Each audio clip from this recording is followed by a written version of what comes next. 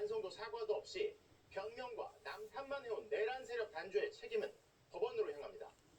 내란 발생 444일째인 다음 달 19일 사형구형이라는 역사의 부름에 법원이 어떻게 응답할지 먼저 유사영 기자가 보도합니다. 두 차례에 걸친 무박 2일 재판 끝에 막을 내린 결심 공판. 재판부는 피고인 윤석열에 대한 1심 선고일을 다음 달 19일로 정했습니다. 강조하지만 피고인들은 반드시 그날 출석을 해주셔야 됩니다. 특검의 구형대로 윤 전 대통령에게 사형이 선고되더라도 집행될 가능성은 없다고 봐도 됩니다. 우리나라는 28년 넘게 사형이 집행되지 않은 실질적 사형 폐지 국가이기 때문입니다. 특검은 사형 구형의 의미에 대해 집행 자체보다 공동체의 범죄 대응 의지를 구현하는 취지라고 설명했습니다. 내란 우두머리 혐의에 대한 판결을 가늠해 볼 수 있는 유일한 전례인 12.12 군사 반란과 5.17 내란에 대한 재판에서 전두환도 사형을 구형받았습니다. 1심은 검찰의 구형대로 사형을 선고했지만 2심은 항복한 장수는 죽이지 않는다며 정권 교체에 응한 점을 고려해 무기징역을 선고했습니다. 양형을 두고 윤 전 대통령 측은 12.3계엄은 과거 계엄과 달리 몇 시간 만에 해제가 되었으며 유혈 사태가 없었다는 점 등을 강조했고 대통령의 위법한 지시도 없었고 국민의 피해도 없었습니다. 대한민국의 헌정 시스템은 어떠한 중단이나 장애도 없었습니다. 특검은 수많은 국민의 희생과 전두환, 노태우 단죄를 통해 쌓아올린 자유민주주의 헌정 질서를 파괴한 더 심각한 범죄라며 감경 사유가 전혀 없다고 반박했습니다. 전두환, 노태우 세력에 의한 단죄보다 더 엄정하게 단죄함으로써 대한민국이 형사사법 시스템을 통해 스스로 헌정 질서를 수호할 수 있음을 보여주어야. 남은 시간은 한 달가량. 이런 중요한 사건의 경우 재판부에서 계속해서 의견 교환을 하며 재판을 진행하기 때문에 주요 쟁점에 대한 논의는 상당 부분 이루어졌을 걸로 추측됩니다. 언론에 대해서 재판부는 오직 헌법과 법률 그리고 증거에 따라서 판단하도록 하겠습니다. 무기징역으로 감형됐다 사면 복권도에 풀려난 내란 속의 전신은 끝까지 뉘우치지 않았습니다. 왜 모르세요? 직접 책임 있으시죠? 발포 명령 내리셨잖아요. 왜 발포인데? 사형은 가석방이 없지만 무기징역은 복역 20년이 지나면 가석방이 가능합니다. 만약 1심에서 사형 선고가 나오고 이후 이 형이 확정되면 사면되지 않는 한 윤 전 대통령은 여생을 감옥에서 보내야 한다는 뜻입니다. MBC 뉴스 유상입니다. 윤석열 피고인 사형 구형의 사필 규정이라는 평가와 함께 사법부 역시 결단하라는 촉구가 이어졌습니다. 하지만 내란 이후에도 한동안 윤석열 피고인을 감싸며 절연조차 하지 못했던 국민의힘은 여전히 침묵하고 있는데요. 장슬기 기자가 보도합니다. 내란 우두머리 피의자 윤석열 전 대통령에게 구형된 형량 사형. 끝내 사과 없는 모습에 법력권이 들끓었습니다. 더불어민주당은 경고성 계엄을 운운하며 헌정 파괴 행위에 사과하지 않은 윤 전 대통령의 태도를 지적하며 사법부의 결단을 촉구했습니다. 선고 또한 사형이 마땅하다라고 저는 생각합니다. 다시는 내란에 내자도 꿈꿀 수 없도록 확실하게 법적으로 대못을 박아야 됩니다. 조국혁신당도 내란 수괴를 사회로부터 영구히 격리해야 한다고 평했고 진보당은 국민의 공을 돌리며 법정 최고형으로 독재의 망령을 제거해야 한다고 촉구했습니다. 거리에서 추위와 싸우며 민주주의를 지켜낸 위대한 국민들의 승리입니다. 내란 세력은 패배했고 국민이 승리했습니다. 청와대는 어젯밤 구형 직후 사법부가 법과 원칙, 국민의 눈높이에 부합해 판결할 것이란 짧은 입장을 냈습니다. 정작 윤 전 대통령을 대선 후보로 내세웠던 국민의힘은 논평 하나 없이 침묵했습니다. 장동혁 대표는 입장을 묻는 기자들의 질문이 여러 번 반복된 뒤에야 언급할 사안이 아니라며 답변을 피했습니다. 특검의 구형을 가지고 제가 언급할 사항은 아닌 것 같습니다. 법원에서 늘 말씀드리지만 공정한 재판을 할 것으로 기대하고 있습니다. 일부 개혁 성향 의원들이 국민께 송구하다며 유감을 표했지만 저희 당 출신의 전직 대통령이었다는 걸 생각하면 너무 안타깝기도 하고 또 국민들께 송구스럽기도 합니다. 극우 지지층을 바라보는 강경파는 정치적이라며 특검을 비난했습니다. 특검이 이제 정치행위를 한다고 보죠. 정치적으로 환호할 사람들을 위해서 사형을 구형한 것이라고 생각하고요. 국민의힘 출신 인사가 많은 개혁신당은 윤석열 전 대통령에 대해 애초에 대통령이 될 자격이 없던 사람이라고 지적하며 보수가 극복하고 지워야 할 대상이라 규정했습니다. MBC 뉴스 장식입니다. 특검은 윤석열 피고인이 입버릇처럼 들먹였던 반국가 세력의 행태를 윤 피고인 스스로가 자행했다고 판단하고 사형을 구형했습니다. 법정형이 무기와 사형뿐인 내란 수배를 무기로 처벌한다면 최저형을 적용하는 다죽이라고도 볼 수 있겠죠. 윤상문 기자의 보도입니다. 12월 3일 밤 계엄 선포의 명분으로 그가 내뱉은 반국가 세력이라는 말. 저는 지금까지 폐악질을 일삼은 망국의 원흉 반국가 세력을 반드시 척결하겠습니다. 이 말은 친위 쿠데타를 단죄하기 위한 법정에서 그대로 자신에게 돌아왔습니다. 국회와 중앙선거관리위원회 무장 분입 난입과 언론사 단전 단수 시도 등 우리 헌정사에서 전례를 찾기 어려운 반국가 세력에 의한 중대한 헌법 질서 파괴 사건이라 할 것입니다. 특검은 윤석열 전 대통령의 목적을 군사력과 경찰력을 동원한 독재와 장기 집권이라고 봤습니다.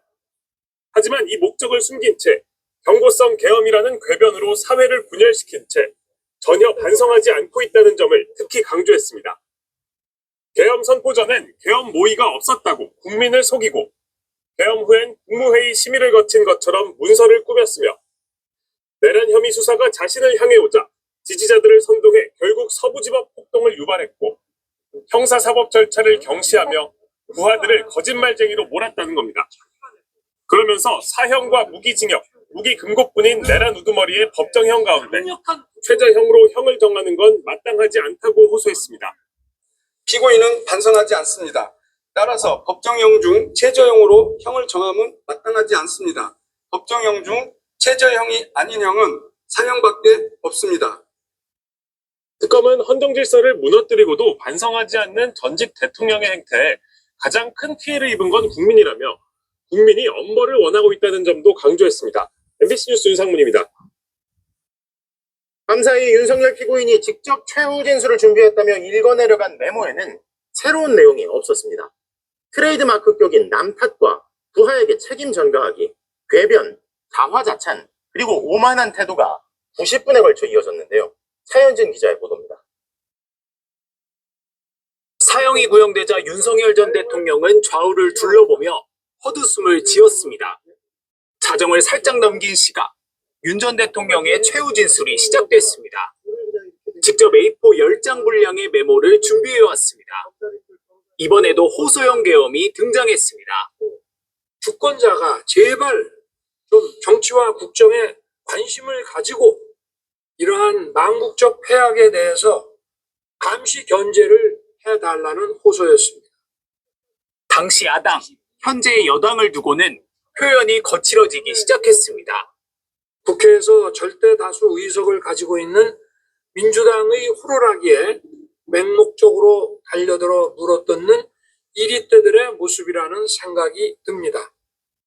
친위 쿠데타라는 특검의 공소 내용은 망상과 소설이라며 비꼬았습니다. 뭐 개헌을 해가지고 장기 독재를 한다고요? 그거 정말 저 미리 알려주시지 그랬습니까? 어떻게 하는지 좀 배워보게. 그러더니 발언 막판엔 장갑차와 탱크로 평정하는 시도라도 했느냐면서 흥분해서 책상을 여러 차례 손으로 내려쳤습니다. 국법이도요, 국회 해산하고 만든 겁니다. 국회 해산하고 개헌을 어떻게 할지가 서야 국보위를 어떻게 만들지가 나오는 것이고, 자신을 내란몰이의 피해자로 칭하면서 자신 때문에 경찰 수뇌부가 피고인석에 앉고 주명까지 구형된 상황을 두고는 김용현 전 국방장관 탓을 하기도 했습니다. 김용현 장관이 제 방에 오지 않았으면 여기 조지호 청장이나 김봉식 청장이 뭐 이런 식의 지금 어려운 상황에 처해 있지 않았을 텐데 90분간 이어진 최후 진술에서 반성과 사과는 찾아볼 수 없었습니다. MBC 뉴스 차현진입니다. 이런 윤석열과 한몸처럼 움직였던 내란 2인자 김용현 피고인 그리고 비선의 설계자 노상원 피고인에겐 각각 무기징역과 징역 30년이 구형됐습니다. 특검은 공직 엘리트들의 행태로 비극적인 역사가 반복될 뻔했다며 중형 선고를 요청했는데요. 송정훈 기자가 보도합니다. 이번 내란은 국민의 저항과 국회의 신속한 조치로 극복할 수 있었지만 이와 같은 공직 엘리트들의 행태는 내란 사태에 공직 엘리트들의 동조와 방임이 있었다는 지적이 나오는 순간 가담자들에 대한 중형 구형도 예정된 결과였습니다. 특검은 내란 2인자 김용현 전 국방부 장관에 대해 무기징역을 구형하면서 단순한 가담자가 아니라 우두머리와 다를 바가 없다고 지적했습니다. 경호처장이자 국방부 장관으로서 이 사건 내란 모의 단계부터 실행 단계까지 피고인 윤석열과 한몸처럼 움직였고 내란 사태의 민간인 비선이었던 노상원 전 정보사령관은 기획자이자 설계자로 규정하며 징역 30년이 필요하다고 요청했습니다.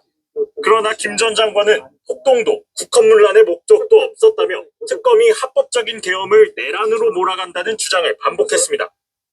군인에게 실탄도 지급하지 않고 국민의 안전을 최우선으로 하는 그런 폭동 내란이 어디에 있습니까? 윤 전 대통령의 지시로 국회에 경찰력을 투입한 혐의 등을 받는 조지호 전 경찰청장에게 대통령 명령에 따르지 않을 경우의 불이익과 내란에 성공할 경우 얻을 권세 때문에 내란에 가담했다며 징역 20년이 구형됐습니다.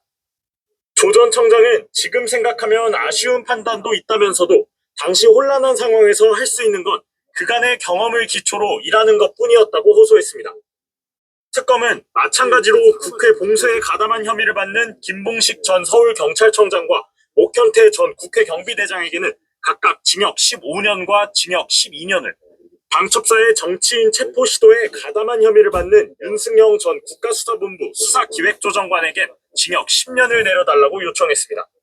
이 밖에도 부정선거 수사단을 꾸리는데 관여한 혐의를 받는 김용군 전 3군 사령부 헌병대장에 대해서 징역 10년이 구형됐습니다. MBC 뉴스 송정훈입니다. 과거에도 내란 수괴 혐의 등으로 사형 구형을 받은 전직 대통령이 있었죠. 그런데 윤석열 피고인은 당시에 전두환과 비교해도 재판을 받는 태도 면에선 더 악질이란 평가가 나옵니다. 정혜인 기자가 보도합니다. 윤석열 피고인에게 사형이 구형된 서울중앙지방법원 417호 대법정. 30년 전인 1996년 8월 이곳에서는 또 다른 전직 대통령에게 사형이 구형됐습니다. 12.12와 5.18의 주범인 전두환에게 반란과 내란 수괴, 뇌물수수 등 혐의로 검찰이 사형과 추징금 2,200억여 원을 구형한 겁니다. 검찰은 구형에 앞서 장문의 논문을 통해 피고인들의 죄는 우리 역사상 가장 무거운 범죄이며 죄질이 나쁜데도 불구하고 전혀 반성의 빛이 없다는 점 등에서 엄벌이 마땅하다며 중형 구형의 이유를 밝혔습니다. 함께 내란을 벌인 노태우 피고인에 대해서는 무기징역과 함께 추징금 2,800억여 원이 구형됐습니다. 윤석열 피고인과 같은 점은 모두 뉘우침이 없어 정상 참작의 여지가 없다는 거였습니다. 피고인은 반성하지 않습니다. 양형에 참작할 사유가 없고 오히려 중한형을 정해야 합니다. 하지만 다른 점이 있었습니다. 전두환, 노태우 두 사람은 윤석열 피고인과 달리 최후 진술에서 국민을 향해 사과했습니다. 법정에 선 것은 부덕의 소치다. 국민들께 심력 끼쳐 죄송하다. 이런 일 생기게 해 국민들께 죄송하다며 형식적으로나마 고개를 숙인 겁니다. 끝까지 굳은 표정으로 검찰의 논고문을 듣고 검찰의 구형 순간 입을 다문 채 정면만 응시한 것도 웃음을 터뜨린 윤석열 피고인과는 다른 점이었습니다. 변호인들의 선을 넘는 궤변과 시간 끌기, 검찰을 비난하는 방청석의 소란도 그때는 없었습니다. 내란 재판에서 끝까지 사과 한마디 없이 국민을 외면한 전직 대통령은 오직 윤석열 피고인 한 명뿐이었습니다. MBC 뉴스 정혜인입니다.